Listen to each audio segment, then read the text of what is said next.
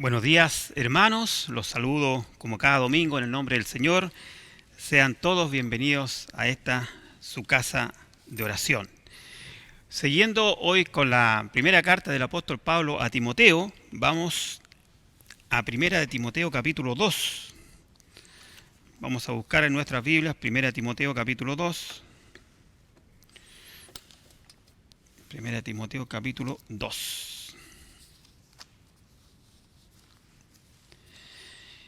Ya avanzando en la primera carta del apóstol Pablo a Timoteo, en la parte que se refiere a las exhortaciones o instrucciones,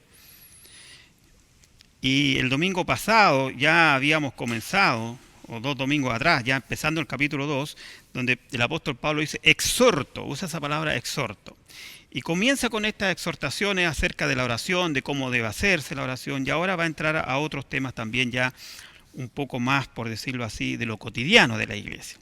Entonces los invito a leer 1 Timoteo capítulo 2, de los versículos 8 al 10. Dice así la palabra de Dios. Exhorto ante todo a que se hagan rogativas, oraciones, peticiones y acciones de gracia por todos los hombres. Saltamos del capítulo 2 al versículo 8, donde dice: quiero pues que los hombres oren en todo lugar, levantando manos santas, sin ira ni contienda. Asimismo, que las mujeres se atavíen de ropa decorosa, con pudor y modestia, no con peinado ostentoso, ni con oro, ni perlas, ni vestidos costosos, sino con buenas obras, como corresponde a mujeres que profesan piedad. Vamos a orar. Señor, te damos tantas gracias por esta tu palabra que podemos escudriñar, que podemos leer tan libremente. Te pido también que, Señor, que pueda aplicarse esta mañana a cada uno de nosotros, especialmente para lo que tú has enviado esta palabra, que se entregue y que se reciba, Señor, con dignidad como es tu palabra, Padre Santo. Te pido que dispongas nuestros corazones, que abras nuestras mentes, que saques cualquier prejuicio que pueda haber sobre este tema en nuestras vidas, Señor. En el nombre de Jesús. Amén. Bueno, hermanos, como les decía antes, el apóstol Pablo sigue las instrucciones para la iglesia local, ahora en referente a 2 puntos, que es la oración en la iglesia, en el servicio, en el culto público, y también la vestimenta, y específicamente habla de la vestimenta de las mujeres, ¿ya? No olvidemos que esta carta, si podemos decir cuál es el versículo clave de la carta, el versículo clave de la carta está en el capítulo 3, que es el versículo 15 del capítulo 3, que dice: para que si tardo sepas cómo debes conducirte en la casa de Dios, que es la iglesia del Dios viviente, columna y baluarte de la verdad. Entonces, cuando vamos a tocar este tema hoy día, que es bastante delicado porque se ha hecho muy mal uso de este tema a través de la historia en las iglesias, y han habido muchas peleas y muchas veces mujeres se rebelan contra esto, que por qué a la mujer esto, por qué aquí, por qué allá.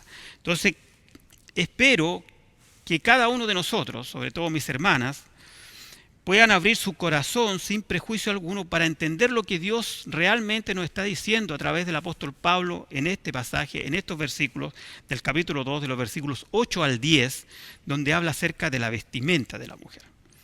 Entonces, para poder entrar en este tema que es delicado, ¿ya? No menor, dura es esta palabra, ¿quién la puede resistir, cierto? Entonces, me voy a apoyar también, para tener una mejor comprensión de esto, en definiciones tanto del diccionario como del de la RAE, que es el diccionario de la Real Academia de la Lengua Española. Vamos a definir, por ejemplo, la palabra ataviar. Dice que se atavíen. ¿Qué es esto de ataviar? Bueno, el diccionario dice que ataviar es vestir o adornar con elegancia. Mira lo que dice lo que es ataviar. Para la RAE dice que es adornar, componer. Incluye el hecho de asear, vestir. Eso es ataviar. Estoy dando estas definiciones para que nos entendamos después en este concepto, no en cosas, no lleguemos a ridiculizar las cosas, ni a usar conceptos del mundo, no. Esto es ataviar. Usa otra palabra ahí que es decoro, porque dice que tiene que tener ropa decorosa, que es decoro, ¿ya? La palabra decoro se dice, por el diccionario que es un comportamiento adecuado y respetuoso correspondiente a cada situación. Es decir, el decoro está asociado a la situación en la que yo me encuentro. Eso es decoro. Para la RAE, decoro es pureza, honestidad, recato. En arquitectura, porque también esta palabra decoro se usa en la arquitectura. De ahí viene la palabra decoración, ¿ya? Y es el área de la arquitectura que enseña a dar a los edificios y a los espacios el aspecto que le corresponde según su destino. Lo explico. El decoro o la decoración según la arquitectura es de acuerdo al edificio para que yo estoy construyendo ese edificio, cuál es el destino final que va a tener ese edificio, ese lugar, ese espacio, de acuerdo a eso se decora. Me explico. Si usted está trabajando, va a construir o va a decorar, por ejemplo, una oficina de abogados, tendrá una decoración, será el decoro distinto a un local de comida rápida. Son completamente distintos. Y es esa lógica, ese sentido común, lo que el apóstol Pablo acá está traspasando a la iglesia. Por eso es que es tan importante entender el contexto del decir cómo debes conducirte en la casa de Dios. ¿Cómo nos vamos a conducir en la casa de Dios? ¿Ya? Entonces comienza hablando acerca de la oración, acerca de la vestimenta, acerca de cómo vamos a conducirnos. Entonces lo que hoy vamos a ver, o el título para hoy sería La mujer y su vestimenta en la iglesia. Es como el centro de todo lo que vamos a ver hoy día. Entonces vamos a decir que la mujer cristiana vestirá con decoro en la casa de Dios. Todo esto está en un contexto, y el contexto viene de la oración. Y lo primero que comienza a decir el apóstol Pablo, para dar el orden en la iglesia local, es el rol que cumplen los hombres. Entonces, dice, lo primero hay una oración, habla de la oración con pureza, que viene coordinado y tomado de lo que estábamos viendo el domingo anterior con el pastor Carlos, ¿cierto? Entonces por eso dice, quiero pues que los hombres oren en todo lugar, levantando manos santas sin ira ni contienda. También es importante entender esto, porque después de subrayar la importancia de la oración evangelística, ahora Pablo nos dice cuál es la actitud que debemos tener en la oración. Y esta palabra, cuando dice quiero, viene de una palabra que significa volumai, o podría decirse ordeno, o tengo por propósito que los hombres en el servicio público, quiero que por favor no nos perdamos de esto, el contexto es el servicio, el culto a Dios. En el culto a Dios, los hombres usan una palabra que es añer, que significa hombres de género masculino, varones.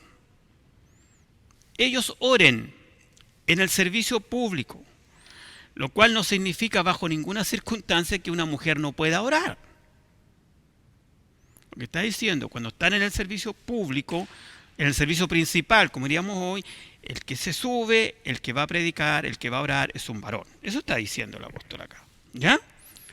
Del género masculino. Ya, eso está diciendo. En alguna medida lo que está dando el apóstol es la responsabilidad que le corresponde a los varones, que muchas iglesias lamentablemente viven escondidos detrás de las mujeres.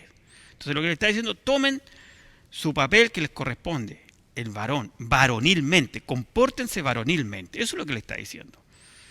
Los hombres son los líderes de la iglesia. Cuando se reúnen para la oración colectiva, la oración para evangelística, son los varones de la iglesia los líderes.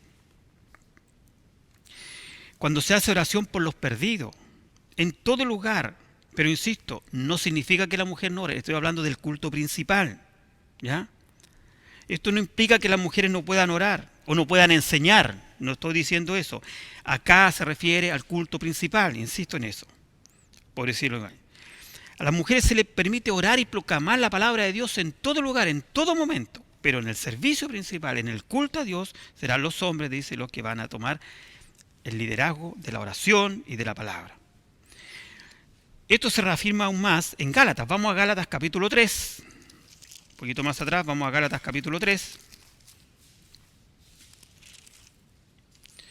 Versículos 28 y 29, el apóstol Pablo, el propio apóstol Pablo que escribe la carta a Timoteo dice, Gálatas 3:28, ya no hay judío ni griego, no hay esclavo ni libre, no hay varón ni mujer, porque todos vosotros sois uno en Cristo Jesús.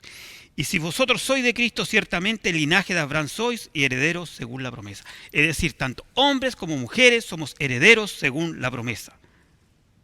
Para Dios estamos en una misma categoría, está en un mismo sitial. Lo que está hablando acá a Timoteo es el orden en la iglesia. Es ordenar la iglesia. Al parecer había problemas de desorden en la iglesia de Éfeso, ¿ya? Entonces, lo que está hablando acá es el orden, porque también alguien dirá, pero ¿por qué los puros varones? No, es que no todos los varones. Solamente aquel que Dios dio el don para enseñar, para predicar, va a hacerlo. No es que cualquiera de todos los varones que viene a la iglesia se va a subir al púlpito y va a enseñar la palabra. O se va a levantar a la oración. Hay pastores, hay maestros, hay ancianos. Está hablando del orden. Ahora aparece una frase acá que dice, y quiero que levanten manos santas sin ira ni contienda. Lo que está hablando el apóstol acá, más que la actitud de levantar las manos, usted puede levantar las manos para orar, puede no levantarlas, puede orar arrodillado, sentado, de pie, tirado en el suelo también, hay pasajes de la Biblia. Lo importante es la actitud, dice levanten manos santas sin ira ni contienda. Entonces, quiero que nos detengamos en la actitud más que en la forma, ¿ya? Eso es lo que vamos a ver hoy día. Y esto era común en la antigüedad. Si nosotros vamos a Primera de Reyes, capítulo 8. Primera de Reyes, capítulo 8, versículo 22.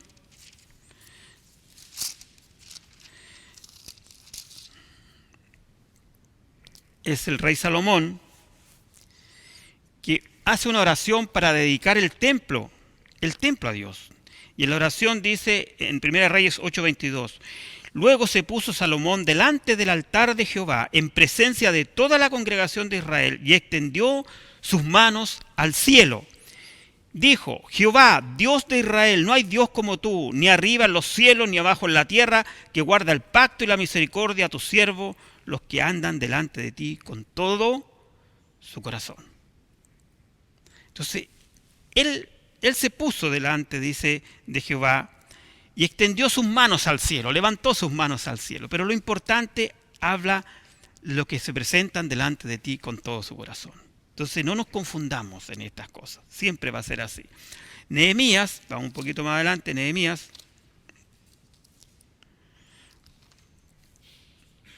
capítulo 8.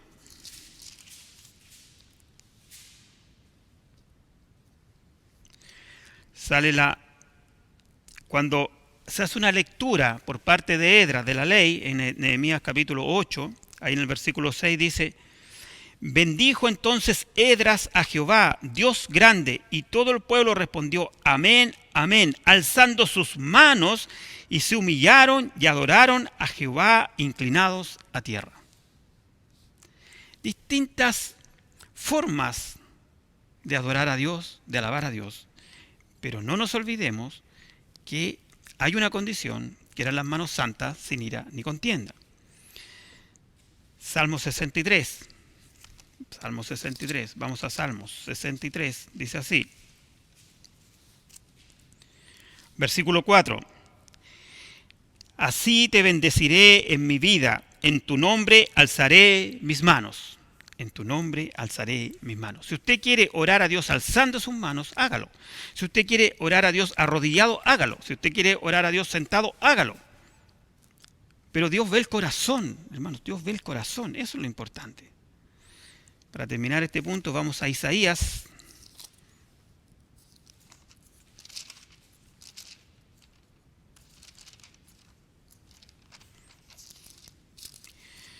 Isaías capítulo 1, versículo 15 dice así, cuando extendáis vuestras manos, yo esconderé de vosotros mis ojos.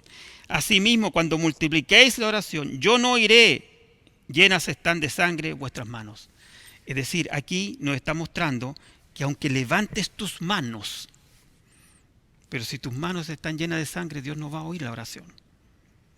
Dios no va a oír la oración. Entonces estamos frente a un hecho que es sumamente importante. No nos quedemos en la forma.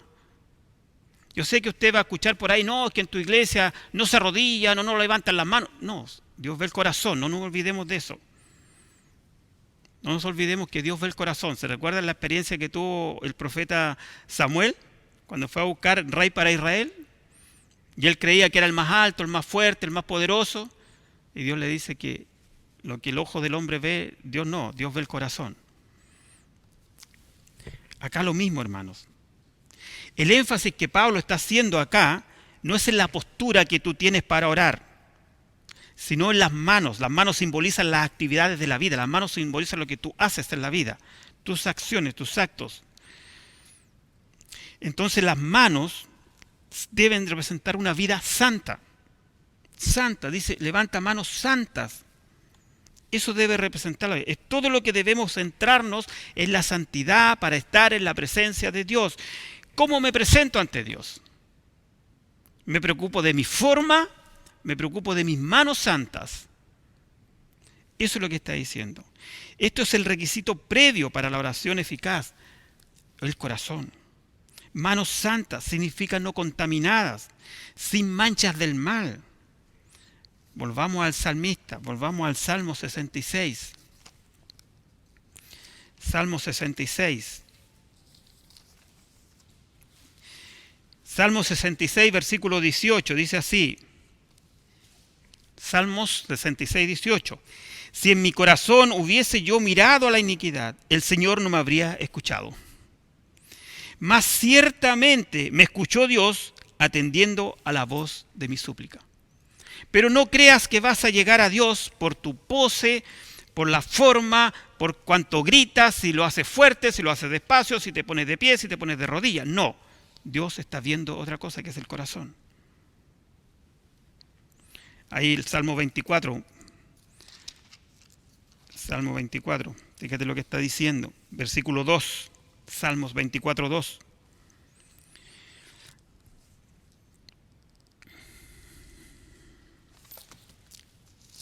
Disculpen, me pasé para Job. Vuelvo a Salmo. Siempre me pasa lo mismo. Salmo 24, 2. Porque Él la fundó sobre los mares y la firmó sobre los ríos. ¿Quién subirá al monte de Jehová? ¿Y quién entrará en su lugar santo? El limpio de manos y puro de corazón, el que no ha elevado su alma a cosas vanas, ni jurado con engaño. Si eres un tipo que engaña, que anda jurando con engaño, si tus manos están sucias, da lo mismo si las levanta o no las levanta, Dios no va a oír tu oración. Eso es lo que nos está diciendo. Hermanos, hay una oración, que esta oración evangelística, nosotros tenemos que orar por los perdidos. Así empezó el capítulo 2. Y la forma de orar por los perdidos también, de orar por las necesidades de los demás, es que nosotros vamos con un corazón sincero, honesto.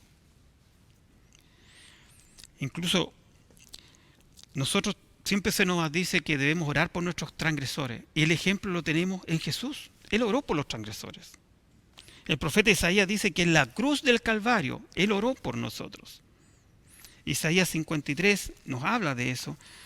El profeta Isaías dice, Isaías 53, 12, dice así: por tanto, yo le daré parte con los grandes y con los fuertes repartirá despojos, por cuanto derramó su vida hasta la muerte y fue contado con los pecadores, habiendo él llevado el pecado de muchos y orando por los transgresores. Isaías 53 habla del sacrificio vicario de Cristo. Y termina el capítulo 53 que dice, orando por los transgresores, lo cual se cumplió en Lucas. Lucas capítulo 23 dice que Jesús, cuando estaba en la cruz, oró por los que lo estaban torturando, oró por los que lo estaban asesinando. Esa oración tuvo respuesta. Cuando Pedro en Pentecostés predica, capítulo 2, ¿cierto? Predica Pedro y se convierte en 3.000. Cuando Pedro predica, muchos de los que habían estado antes crucificando a Jesús escuchaban después a Pedro. Fue en Jerusalén, en el mismo lugar, fue unos días después, porque la fiesta de Pentecostés ocurre alrededor de 50 días después. ¿Ya? Entonces son prácticamente la misma masa de gente y de eso se convierte en 3.000. 3.000. Hermanos, también debemos orar por los perdidos. Un gran predicador escocés, Juan Knox, decía: dame Escocia o me muero. Raquel decía: dame hijos o muero. Ese era el clamor de Raquel. Hermanos, Dios considera la oración nuestra. Es importante, tomemos en serio la oración. Nuestra oración va a ser oída y traerá respuesta en su momento. En Hechos capítulo 7, vamos a Hechos capítulo 7. Ahí se nos relata la muerte de Esteban, ¿cierto?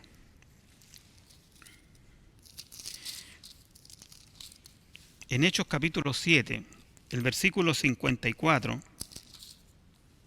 voy a leer de 54 al 60, dice así: oyendo estas cosas se enfurecían en sus corazones y crujían los dientes contra él. Pero Esteban, lleno del Espíritu Santo, puesto los ojos en el cielo, vio la gloria de Dios y a Jesús que estaba a la diestra de Dios. Y dijo: he aquí, veo los cielos abiertos y al Hijo del Hombre que está a la diestra de Dios. Entonces ellos, dando grandes voces, se taparon los oídos y arremetieron a una contra él. Y echándole fuera de la ciudad, le apedrearon, y los testigos pusieron sus ropas a los pies de un joven que se llamaba Saulo. Y apedreaban a Esteban mientras él invocaba y decía: Señor Jesús, recibe mi espíritu. Y puesto de rodillas, clamó a gran voz: Señor, no le tomes en cuenta este pecado. Y habiendo dicho esto, durmió. Pero aquí hay algo maravilloso. Las palabras de Esteban tuvieron eco, tuvieron respuesta en los oídos de Dios. ¿Por qué no podemos decir que la gran salvación de Saulo de Tarso, el apóstol Pablo, no fue respuesta a esta oración? En aquel momento estaba Saulo observando cómo mataban a Esteban. Era el que tenía la autoridad para decir sí o no. Él podía bajar el pulgar o subir el pulgar. Y esta oración que hace Esteban, ¿por qué no podemos decir que la respuesta es el apóstol Pablo? El propio apóstol Pablo, que fue testigo de su muerte, que estuvo ahí consintiendo el asesinato de Esteban. Hermanos, la oración evangelística es algo que debemos tomarnos con seriedad y debemos tener una preparación en nuestro corazón para ello. El levantar manos santas sin ira ni contienda, Pablo lo dice porque era la costumbre de la época levantar las manos. Pero tú lo puedes hacer sentado, tú lo puedes hacer de rodilla. Lo importante, dice, es que sea con un corazón santo, sin ira, sin contienda, sin amargura, con amor. Y por eso es tan importante lo que hablábamos en la introducción, de que tanto hombres como mujeres deben orar. Lo que está hablando es algo puntual acá. No nos enredemos en eso. La mujer no se le prohíbe en la Biblia orar tampoco, en ningún momento. Incluso más, después da consejo a las viudas que se dediquen a la oración. Que en lugar de andar de casa en casa chismeando, dice, dedíquense a la oración. La mujer puede y debe compartir la palabra del Evangelio y la oración. Sin embargo, en el culto público de la iglesia son los varones quienes deben ejercer el liderazgo. Y esta responsabilidad es el modelo bíblico que Dios nos dejó. Por eso, más que a las mujeres es hablarle a los varones que se comporten varonilmente, que asuman su liderazgo en la iglesia, en sus hogares, en la oración. A veces en la casa vamos a orar por los alimentos, entonces el papá le dice a la mamá: ora tú mejor. Y los niños no ven orar al padre. Padre, tú eres el líder de tu hogar, ora tú. No impidas que tu mujer ore. Puede orar cuantas veces quiera, pero tú también debes hacerlo. Es parte de lo que Dios nos pide. Así, después de haber dejado claro esto, el apóstol Pablo pasa ahora a hablar acerca de esto de la vestimenta. Voy a tomar un poco de agua, porque esta palabra es dura. Dice así, el versículo 9, 2 Timoteo 2:9. Asimismo, que las mujeres se atavíen de ropa decorosa, con pudor y modestia, no con peinados ostentosos, ni oro, ni perlas, ni vestidos costosos. Después de analizar la conducta de la oración de los hombres y la oración en la iglesia, Pablo está ahora expresando su opinión, su consejo, su exhortación, y como les dije antes, su imposición, por qué no decirlo, respecto a lo que es el vestir. La palabra ataviarse, como les decía antes, viene de vestir o adornar, con elegancia. Acá no está diciendo, como alguien dice, ¿cómo quieren que las mujeres anden como cualquier cosa, que no se... No está diciendo eso. La palabra ataviarse significa arreglarse, asearse, habla de aseo, de limpieza, lo vimos en la introducción con la definición, ¿cierto? Habla de verse en forma decorosa. Ataviarse significa vestirse elegantemente, según la ocasión. Vamos a ir viendo más adelante. ¿Qué significa según la ocasión? Según donde esté. Esta palabra ataviarse también tiene su origen en cosmeo, que deriva de la palabra cosmético, ¿ya? Arreglar, poner en orden, alistar. Entonces la mujer debe alistarse, ponerse en orden. Una mujer debe arreglarse como es debido para unirse al pueblo de Dios cuando va al servicio, cuando va a la casa de Dios, cuando va al culto congregacional. Eso es lo que está diciendo. Entonces parte de esta importante preparación implica lo exterior, interiormente y exteriormente. Cuando hablamos de lo exterior hablamos de la ropa decorosa, dice acá, decorosa, con decoro, decorosamente, ropa decorosa. No olvidemos, habíamos dicho que decoroso viene de decoración y que se refiere a un comportamiento adecuado según el lugar en que me encuentro, según la situación, según el lugar donde estoy. Entonces decorosa también es una palabra que viene de otra que se llama cosmio, que es cosmeo, que es como de cosmos, que es algo que se traduce como del mundo, cuando hablamos del cosmos, que significa orden o sistema. El antónimo de cosmos es caos. Entonces tiene que hacerlo, dice, ataviarse decorosamente, con elegancia, con adorno. ¿Ya? Significa orden, significa sistema. El atavío, hermanos, comprende, hermanas, no solamente la ropa como tal, sino también la apariencia, el comportamiento total, la actitud. ¿Ya? Como podríamos decir, la presentación personal. Eso es el atavío. Las mujeres han de ir a la adoración, al culto colectivo, listas para encontrarse con el Señor de señores, con el Rey de reyes. De ahí la importancia que tiene esto. No deben ir desaliñadas, tampoco mal vestidas, o con conductas indecorosas, o con ropas indecorosas. Hay un lugar para cada ropa, hay un lugar para cada cosa, hermanos, hermanas. Las ropas hermosas reflejan la gracia de la mujer, reflejan su humildad, reflejan su encanto cuando están con decoro. Proverbio mismo dice, habla de la mujer virtuosa, en Proverbio 31 dice, de lino fino y púrpura es su vestida, cuando dice, cuando ensalza a la mujer, dice de lino púrpura y fino. Adornos exteriores apropiados para la ocasión, reflejan un corazón adornado también, con elegancia, con decoro. Y en esto hay que ser ubicado, hermanos, somos todos adultos. Por ejemplo, si usted está trabajando en jardinería en su casa y va a ir a la iglesia, se cambiará ropa. No va a venir con la misma ropa que estaba jardineando. O si está en la playa y después viene al culto a la tarde, no va a venir de la playa así como hoy, no sé, pues me pongo, ¿cómo le llaman eso? Un pareo encima y me voy para la iglesia. No es así. Disculpen que lo diga, pero es que estamos viviendo tiempos tan difíciles donde hemos perdido el sentido común que hay que plantearlo de esta manera. Tampoco puedes venir con la sudadera del gimnasio, tanto para varones como para mujeres. Cada lugar tiene su momento, cada lugar tiene su momento. Habían prácticas en la iglesia de Éfeso, donde estaba escribiendo Pablo, que causaban confusión. Esta asamblea, recordemos que el apóstol Pablo está escribiendo cuando ya el periodo apostólico se está terminando, entonces había desorden, Pablo sabía que iba a morir, tenía que ordenar la iglesia y le dice estas cosas. Y usa acá algo, bueno, hoy día no tiene tanta importancia esto, pero sí para aquella época, habla de los peinados ostentosos. ¿Ya? Se refiere al cabello de la mujer y también debe ser cuidadosa en eso, en aquella época. La intención de Pablo no es prohibir ciertos estilos de peinado, ni cierto que todas tienen que andar con el mismo corte de pelo, no está diciendo eso. Sino que reflejar una actitud propia de la adoración, que yo no sea un distractor para otros. Se refiere a cualquier peinado llamativo, ostentoso, que pudiera distraer la atención de los que están en el culto. ¿Ya? Recuerda que estás en el culto, no estás en un matrimonio, no estás en una disco, no estás en la playa, estás en el culto. Incluso la versión Reina Valera de la más antigua dice cabellos encrespados, me pareció curioso eso, cabellos encrespados.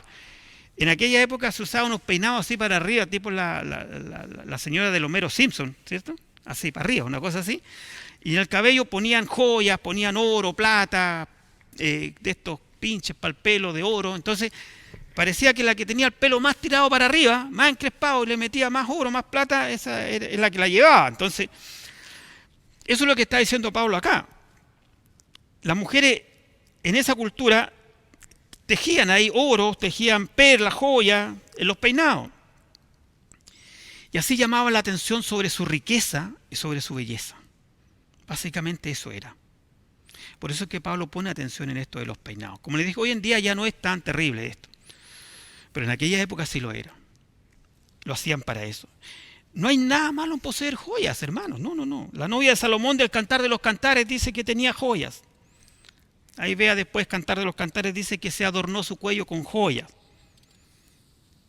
Dice que Rebeca, cuando vienen a buscar esposa para Isaac, dice que el mensajero, Eliezer, ¿cierto? El mensajero que mandó a Abraham, ¿qué le regaló a Rebeca? Le regaló unas joyas. No hay nada de malo en las joyas, pero hay lugar para eso. Lo que está diciendo Pablo, por favor no vayas a ostentar a la iglesia. No vayas tú a ponerle la pata encima a tu hermanita más débil. No, abstente de esas cosas. Eso es lo que le está diciendo el apóstol Pablo. No está diciendo que es malo tener una joya, tener un adorno, no lo dice. Eliezer llevó joyas para Rebeca, para la mujer, para la esposa de Isaac. Y eso debemos tenerlo claro. Incluso el profeta Isaías, cuando dice, en gran manera me gozaré en Jehová, dice, mi alma se alegrará en mi Dios, porque me vistió con vestidura de salvación, me rodeó de un manto de justicia. Eso es, me atavió como a novia adornada con sus joyas. Era parte de la cultura de la época. Insisto, lo voy a repetir, la ocasión, el lugar en que estoy, estamos en el culto. Y eso es lo importante. Hermano, antiguamente las joyas, y hoy en día también, eran utilizadas como un medio para ostentar riqueza. Una mujer llama la atención hacia ella, y esa es la preocupación que Pablo tiene acá, y es lo que está prohibiendo, porque le dice, este es el lugar de adoración. Aquí donde vamos a levantar manos santas sin ira ni contienda. Entonces, por favor, tú no distraigas a los demás. Cuando una mujer se viste para atraer la atención sobre sí, ha violado el propósito mismo de la adoración. Porque el propósito de la oración, de venir al servicio de Dios, es otro. Entonces la pregunta es, ¿se acerca usted para adorar con el cabello entretejido, por decirlo un símil de hoy día? ¿Sabe a dónde va? ¿Sabe que va al culto de Dios? ¿O cree que va a un baile, o va a un carnaval, o a qué va? Porque si va a un carnaval, acá en Chile no se usan mucho los carnavales, en otros países hay carnavales, ¿cierto? Usted se va a vestir como que si va al carnaval, como si va a la fiesta. Usted va al culto, va al servicio de Dios. Hermanos, esas cosas costosas tienen su momento. Aquí no se necesita ninguna de ellas, lo que le está diciendo el apóstol Pablo. Este alarde que hacían las mujeres en aquella época, hermanos, era tan increíble que dice que las mujeres ricas podían usar vestidos, porque mira que habla también, dice, ni peinados ostentosos, ni oro, ni vestidos costosos. Usa la palabra costosos. Se dice que en aquella época las mujeres ricas podían usar vestidos que llegaban a costar 7.000 denarios. ¿Sabes lo que es eso? Un denario era el sueldo diario de un obrero. 7.000 denarios. Un vestido que usaba una mujer de clase media, por decirlo hoy día, costaba entre 500 y 800 denarios. Nuevamente un denario, un día de trabajo. O sea, eran 2 años de trabajo más o menos, un poquito más, 3 años de trabajo. Trabajando todos los días para comprar el vestido. Era común en la época que los padres, cuando se casaba la hija, le regalaban un vestido de estos costosos. Y que tenía la hija para las ocasiones especiales junto con su esposo. Y una mujer llegaba a tener 2 a 3 vestidos máximos en toda su vida. No en el closet, en su vida. De estos vestidos que valían entre 500 y 800 denarios. Entonces lo que Pablo está diciendo, tengan cuidado cuando van al culto. Vístanse decorosamente, vístanse, atavíense, vayan hermosas, vayan arregladitas, vayan limpias, vayan elegantes, pero cuidado con ostentar. Cuidado con ostentar. Cuidado con atraer la mirada de la gente. Eso es lo que le está diciendo. Había unos escritores, uno que se llamaba Plinio el Mayor, dice, porque había otro que era el sobrino que le llamaban el menor, que dice que la mujer de Calígula usaba un peinado y usaba un vestido que traducido a monedas de hoy son cientos de miles de dólares.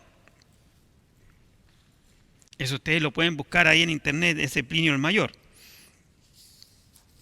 Entonces, hermanos, debemos tener cuidado, porque esto es muy común en el día de hoy entre las mujeres, ese espíritu de competencia. Dios no quiere que tengamos un espíritu de competencia entre las hermanas. Una llega de una manera, la otra va a llegar de otra, esta acá, y así empezamos con una escalada y una espiral de competencia que nos puede llevar a problemas, de ira, de contiendas. Muchas veces, esto como les dije antes, ese Plinio Mayor no tenía nada que ver con el apóstol Pablo, eran gente de la época que eran historiadores del mundo, que también hacían referencia a eso, hacían parodias sobre eso. Entonces había otro que se llamaba Juvenal, dice, que escribió, dice, no hay nada, lo leo, dice, no hay nada que una mujer no se permita hacer, de aquella época, nada que le parezca vergonzoso, mira, y cuando rodea su cuello con verdes esmeralda y coloca grandes perlas en sus estiradas orejas, se estiraban las orejas. Cuán importante es el asunto de embellecerse, dice, cuán numerosas son las filas y gradas amontonadas sobre su... Mientras tanto ella no presta atención a su esposo, o sea, lo hacía para ella, para lucirse, para que otras mujeres sufrieran. La competencia entre las mujeres era algo terrible también. Hermano, todo esto, el vestido costoso, las joyas, los peinados ostentosos, en la iglesia no son bienvenidos, en el culto no son bienvenidos, porque distraen la atención. Tú vas a adorar a Dios, tú vas con un corazón sincero. La atención debe estar en el Señor. Era impropio para las mujeres de la iglesia de ayer y de hoy. ¿Ya? Entonces Pablo continúa y dice, con pudor y modestia, no con peinados ostentosos. Aquí cuando habla de pudor y modestia, habla también de que la mujer no debe ser el centro de la atención. El culto es a Dios. Debe ir con el vestido apropiado. No ser, como decimos hoy día, mesita de centro. Hubiese dicho el apóstol Pablo, no te creas la mesita de centro, ¿cierto? El florero. Lo primero es la honestidad, el cuidado. Y cuidado con engañarnos, con esas frases, no, si yo no me doy cuenta, porque como que yo soy tan inocente que yo no sé lo que... No, todos sabemos lo que hacemos, todos sabemos por qué lo hacemos. Esto empieza, hermano, ¿sabes cuándo? Cuando vas a la tienda. Cuando vas a la tienda y ves lo que compras. Ahí comienza esto. Cuando vas a comprar el vestido. Ahí debería tu corazón, tu sentido común, como hablábamos, tu corazón limpio, tu buena conciencia, guiarte. Una mujer debe examinar sus motivaciones y metas que tiene al vestirse. ¿Cuál es su propósito? ¿Mostrar la gracia y la belleza? ¿La feminidad? Que podría ser correcto. ¿Mostrar su amor y devoción a su esposo? Que podría ser correcto. ¿Mostrar la bondad? ¿O es llamar la atención sobre sí? ¿Y hacer alarde de su riqueza, de su belleza? ¿O peor aún, es tratar de tentar a algún varón? ¿Seducir? ¿O para ser vista o admirada por otras mujeres? Y distraer toda la adoración a Dios hacia ella. Cuidado con la vestimenta. El corazón manda. Cuidado con tu closet Hoy día yo sé que nuestras hermanas no tienen 2 vestidos en su vida, hay mucho más que eso, entonces hay que tener cuidado con eso. Tienes la ventaja de tener un vestido para cada ocasión. El día domingo, antes de salir de tu casa y cuando vas al servicio, pensemos que estamos en condiciones normales y que vas al servicio. No sé cuánto tiempo dedicas en preparar tu corazón y cuánto tiempo dedicas en preparar tu cuerpo para ir a la iglesia. La vestimenta para cerrar esto debe ser elegante, con decoro, con pureza. Es importante que entendamos esta cosa. Dice que se vistan con piedad, con pudor. Esta idea que está acá en el versículo 10 dice, sino con buenas obras, como corresponde a mujeres que profesan piedad. Cuando habla de profesar piedad, ¿qué está diciendo? ¿Sabes la idea que hay ahí? Es la idea de vergüenza. Usted mira, pero ¿cómo? Si es vergüenza. En el original de la palabra aidos habla de vergüenza. ¿Qué se refiere? Que una mujer piadosa sentirá vergüenza y se sentirá culpable si provoca durante el culto que alguien distraiga su adoración a Dios mirándola a ella. O que ella pueda despertar en algún varón alguna mirada lujuriosa. Eso le va a dar vergüenza. Por eso dice, con mujeres que profesan piedad. La mujer que profesa piedad va a sentir vergüenza cuando su conducta en la iglesia, estoy hablando, en el culto, pueda generar miradas lujuriosas de algún varón. O peor aún, que ella quiera provocar algo así.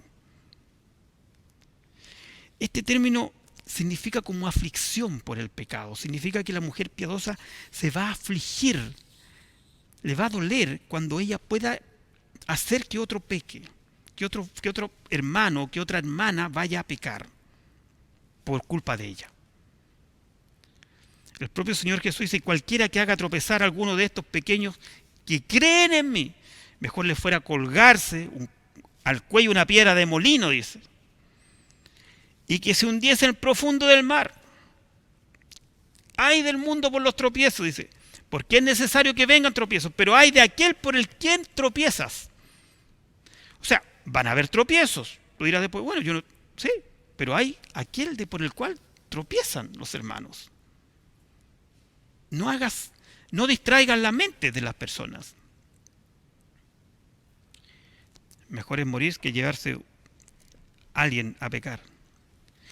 Este sentido fundamental de modestia, que habla con pudor y modestia, como las mujeres que profesan piedad, es también la palabra que está implícita en Gálatas 5. Vamos a Gálatas capítulo 5.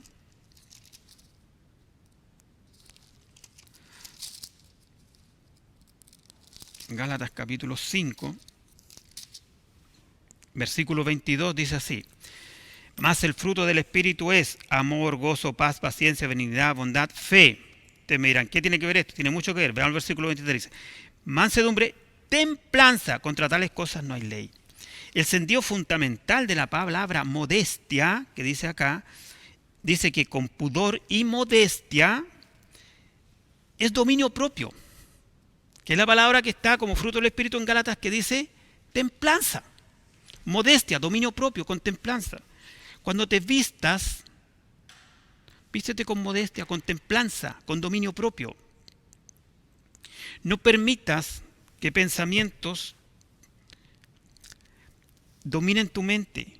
Hay ciertos pensamientos que tú no puedes permitir que dominen tu mente. La palabra templanza es la misma palabra que usa Pablo para defenderse ante el rey Agripa, allá en Hechos 26, cuando le dicen, Pablo, estás loco. Y él dice, no estoy loco.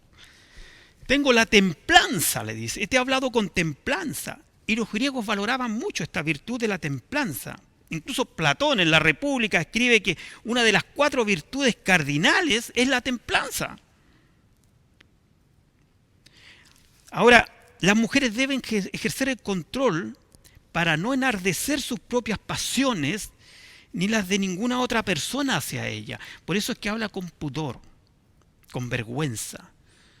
Tienes que tener la capacidad de entender y de saber lo que estás provocando o lo que quieras provocar.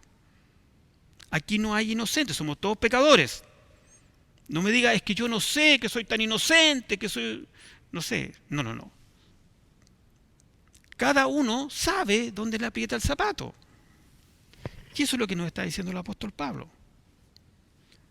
Está diciendo con decoro, ataviada, con decoro, con elegancia, con respeto, según las circunstancias, según la ocasión. Y termina con un llamado a la acción el apóstol Pablo, sino con buenas obras. Eso es lo que debería estar en nosotros, llevarnos a las buenas obras. Estas mujeres, ya para ir terminando, estas mujeres que profesaban piedad, deben sustentar su testimonio con su comportamiento y su apariencia. ¿Qué quiere decir? Cuando una persona se dice que es cristiana, que es creyente, que es una hija de Dios, que va al culto a adorar, que va a alabar a Dios, debe respaldarlo con su conducta, con su comportamiento, con su vestimenta, con su atavío. Como dicen por ahí, la mujer del César no solo tiene que serlo, sino parecerlo. Eso es lo que nos está diciendo el apóstol Pablo. Más allá de estos aspectos, habla también de las buenas obras, se refiere a obras que son genuinamente buenas, no solamente de apariencia. Esto corresponde a las mujeres que profesan piedad. Profesar viene de una palabra que significa hacer público algo. Profesar es cuando tú lo haces público, cuando todos saben lo que tú haces. Estás profesando tu fe, estás haciendo pública tu fe. ¿Ya? Entonces por eso es que dice que debemos seguir la piedad, que se refiere a la reverencia a Dios. En el fondo lo que nos está diciendo todos estos 3 versículos del apóstol Pablo, más bien uno en lo último, dice, por favor, hay una reverencia a Dios que deben seguir. Y él dice, quiero pues, no es un anhelo del corazón, es una orden, es una instrucción, no es un anhelo de Pablo, que dice, yo quisiera esto, no, está diciendo, quiero que hagan esto, quiero que hagan eso, quiero que vayan allá, quiero que eso. Es como cuando tú le dices a tu hijo, mira, después de que yo vuelva, quiero que eso esté limpio. Le estás sugiriendo, le estás pidiendo, no, le estás diciendo que lo haga. Es lo mismo dice Pablo. Quiero que se atavíen de esta manera. Quiero que oren de esta manera. Quiero que levanten manos santas. Hermanos, cuando proclamamos que somos cristianos, que somos hijos de Dios, debemos amar, adorar, temer, honrar a Dios. Y ninguna persona puede pretender temer a Dios y hacer caso omiso de su palabra. Por eso que esto es complejo, porque lo que hemos hablado hoy puede ser que se le haya hablado a una pared, o puede que alguien lo reciba y diga, no, realmente voy a cambiar porque no estaba equivocado en esto, o tenía una percepción distinta. Pero a lo menos, tener ese ejercicio mental. Porque no podemos decir que amamos a Dios, que adoramos a Dios y no hacemos caso a su palabra. Si esta es su palabra, esto no es un invento mío.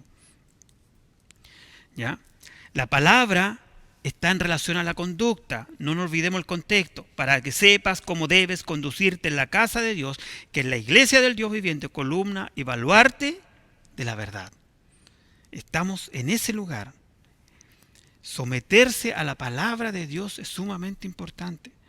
Por eso es que es tan terrible cuando a veces se estudia el libro de la carta a los Efesios y dice que la mujer se somete al hombre. Si la mujer no se somete a Dios, no se somete a nadie. Absolutamente a nadie. Ni al marido, ni a mongo, ni a mondongo, como decía un pastor por ahí. No se somete a nadie, tiene que estar sometida a Dios. Y lo que te está hablando acá es la palabra de Dios. Que nos sometamos a la palabra de Dios, que los hombres tomen su liderazgo, que oren, que levanten manos santas sin ira ni contienda, y que las mujeres se atavíen, se vistan hermosas, decorosas, elegantes. Pero cuidado con lo que hay dentro, analicémonos bien y por último, veamos el impacto que puede provocar en otro. Y si voy a hacer piedra de tropiezo, no lo hago. Vamos a orar.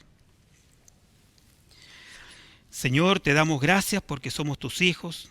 Y Señor, este tema que hemos tocado hoy también un poco difícil, pero también es parte de lo que tú quieres en nuestra vida cristiana, Señor. Quiere que levantemos manos santas, sin ira ni contienda, con un corazón honesto, con un corazón sincero, Señor. y que también nos podamos conducir en la casa del Dios viviente de la manera que tú quieres, Señor. No ofendiendo a otros, no humillando a otros, no pasando a llevar a nadie, Señor, sino que seamos con piedad, honestos, sinceros, con un corazón limpio.